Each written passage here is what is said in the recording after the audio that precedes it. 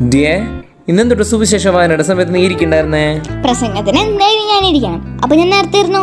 അങ്ങനെ നിനക്ക് തോന്നണ പോലെ ചെയ്യാനുള്ളതല്ല വിശുദ്ധ കുർബാന. ഓരോന്നിനും അതിൻ്റെതായ അർത്ഥങ്ങളുണ്ട്.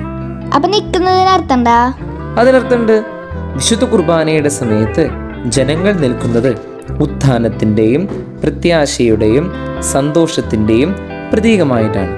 സുവിശേഷം മുഖഭാഗത്ത് വെച്ച് അൾത്താരയിൽ നിന്ന് അച്ഛൻ ഇറങ്ങി വരുന്നത് സ്വർഗത്തിൽ നിന്നും നമ്മെ രക്ഷിക്കാനായിട്ട് ഈ ഭൂമിയിലേക്ക് വന്ന ഈശോയുടെ പ്രതീകമായിട്ടാണ്.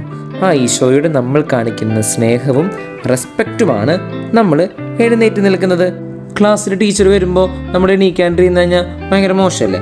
അപ്പോൾ അതിൻ്റെ എത്രയോ മടങ്ങാണ് ഈശോയോട് നമ്മൾ ഡിസ്റെസ്പെക്റ്റ് കാണിച്ചേ.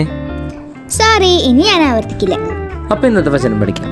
നിയമാവർത്തനം 31:6. എന്തെന്നാൽ നിങ്ങളുടെ ദൈവമായ കർത്താവാണ് കൂടെ വരുന്നത്.